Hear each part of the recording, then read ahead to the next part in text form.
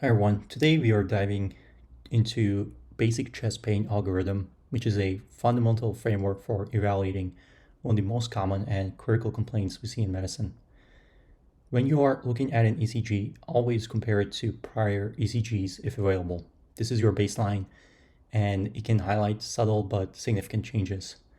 If anything looks suspicious, remember to get serial ECGs every 10 to 15 minutes. However, be acutely aware that a single ECG has less than 50% sensitivity for diagnosing in acute MI, meaning a normal ECG does not rule it out. So if your initial 12th lead isn't definitive, think about extending your view. If you see ST depression in leads V1 to V3 or an R wave greater than an S wave in V1 to V2, it is highly suggestive of a posterior MI and you need to get posterior leads to confirm. Similarly, if you observe ST elevation in leads 2, 3, or AVF, especially with associated inferior changes, consider obtaining right-sided leads to assess for right ventricular involvement, which is crucial for management as it often indicates RCA occlusion. Finally, for patients with a pre-existing bundle branch block, specifically a left bundle branch block or those who are ventricularly paced, the standard ST elevation criteria are masked. In these cases, you must utilize the Scorbosa criteria to accurately diagnose an acute MI. These are essential nuances that will significantly impact your diagnostic accuracy and patient management. Let's now delve into differentiating various pathologies based on ECG findings. After you've compared the current ECG to prior ones and performed serial checks if needed, you'll start looking for specific patterns. If you observe diffuse upsloping ST elevation, PR depression, PR elevation in AVR, and an elevated CRP, think strongly about pericarditis. This is a common mimicker of MI, but these combined features help distinguish it.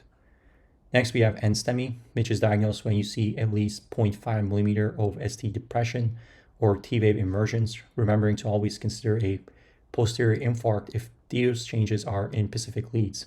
For a STEMI, the gold standard is new ST elevation of at least 1 millimeter in any 2 consecutive leads, except for V2, V3, where the criteria are slightly higher, with it being more than 2 millimeters for men and more than 1.5 millimeters for females. This diagnosis is made in comparison to a prior ECG or in the presence of a new left bundle branch block.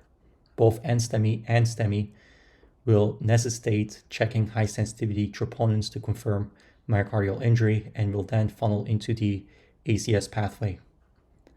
Finally, don't forget to look for signs of pulmonary embolism on the ECG, which can include right axis deviation, new right bundle branch block, T-wave emergence in leads V1 to V4, and the classic S1 Q3 T3 pattern. While these findings are suggestive of right heart strain due to PE, remember they are specific but not sensitive, meaning their absence doesn't rule out PE. If you see these, you should then consider PE, valvulopathy, or cardiomyopathy as potential diagnoses, which would lead to further workup.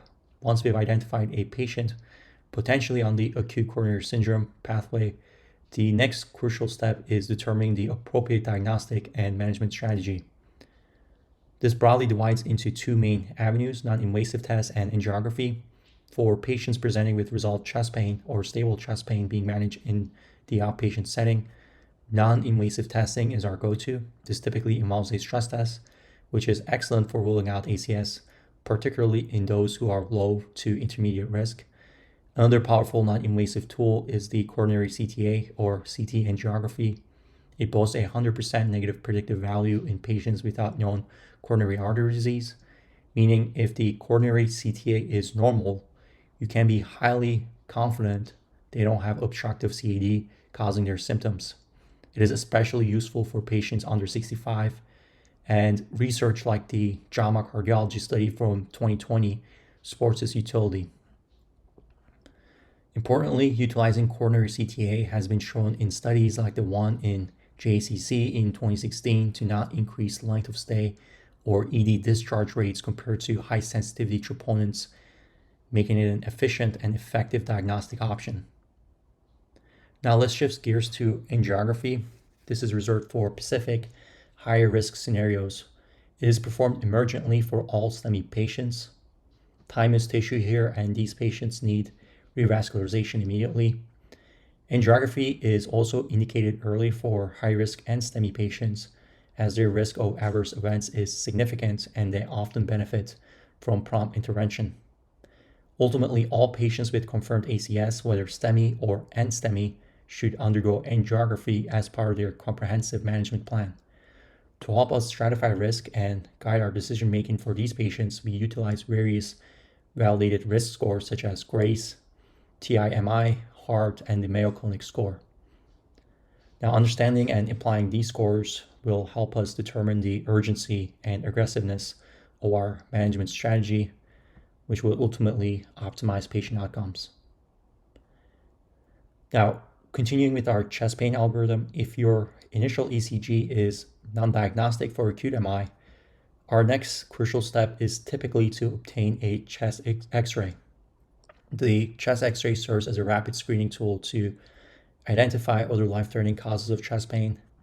We are primarily looking for 3 immediate findings: a pneumothorax, which would manifest as absent lung markings and often a tracheal deviation; signs of pneumonia indicated by infiltrates or consolidation; or a mediastinum, which would be highly concerning for an aortic dissection.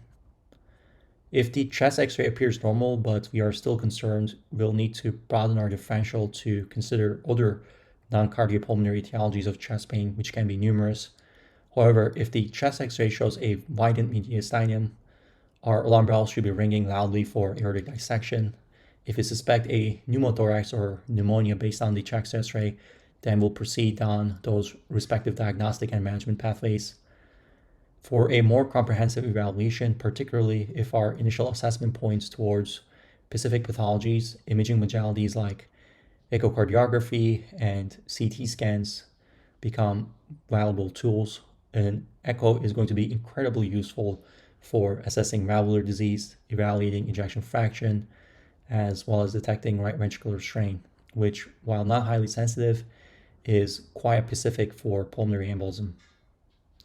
As noted in the Journal of American Society of Echocardiography, it helps diagnose PE, valvulopathy, or myopathy. And furthermore, a transesophageal echo, or TEE, is going to be superior for evaluating prosthetic mitral valves, suspected proximal aortic dissection, and it can also assess aortic root and valvular function in detail. When it comes to CT, if we are concerned about PE, a CT pulmonary angiogram is going to be our go-to. Remember, its negative predicate value is excellent, ranging from 60% for high-risk patients up to 96% for low-risk patients, as shown in the PI OPED 2 study, effectively ruling out PE if negative in low to intermediate probability patients.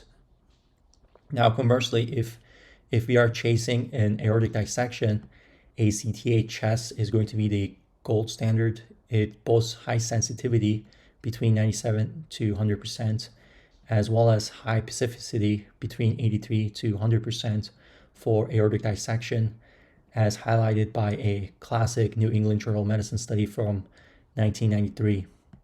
These advanced imaging studies are critical for confirming or ruling out these high-stake diagnoses, guiding our management. So thank you for watching this video. I hope this was helpful for you.